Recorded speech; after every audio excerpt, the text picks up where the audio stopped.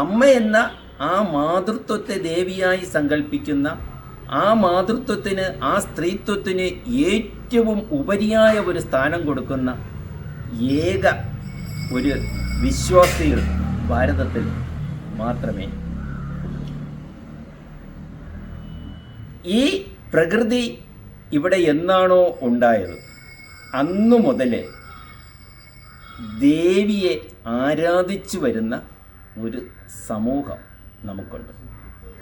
അതുപോലെ തന്നെ ഭഗവാൻ പരമശിവനെയും ആരാധിക്കുന്ന ഒരു സമൂഹം. ആ ശിവനെ ആരാധിക്കുമ്പോൾ അവർ പറയുന്ന, അതായത് ആ കാലത്ത് പറഞ്ഞിരുന്നത് ശിവലിംഗത്തെ ആരാധിക്കുന്നു എന്നാണ്. ലിംഗം എന്ന വാക്കിനർത്ഥം നമുക്കറിയാമല്ലോ, ശരീരത്തിൻ്റെ ഒരു അവയവം. അപ്പോൾ ശിവഭഗവാന്റെ ലിംഗം, അതുമായി ബന്ധപ്പെട്ട ഒരു പുരാണം തന്നെയുണ്ട്, ലിംഗപുരാണം തന്നെയുണ്ട്. അപ്പോൾ ഇങ്ങനെ അതിനെ ആരാധിക്കുന്നതായിട്ടാണ് കണക്കാക്കുന്നത്.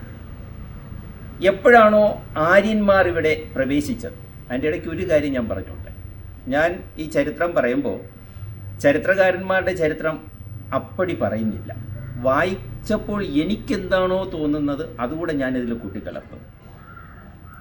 ഇവിടെ ആര്യ ദ്രാവിഡ സംഘർഷങ്ങളൊക്കെ ചില പുസ്തകങ്ങളിൽ എഴുതിയിട്ടുണ്ട്.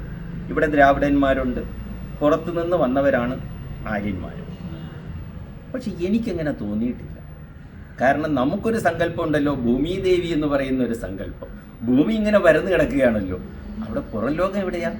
ഈ പുറം ലോകം നമ്മൾ ഉണ്ടാക്കിയതില്ലേ, അല്ലെങ്കിൽ ചരിത്രകാരന്മാരുണ്ടാക്കിയതില്ല. അവിടെ അങ്ങനെ ഒരു പുറം ലോകമില്ല.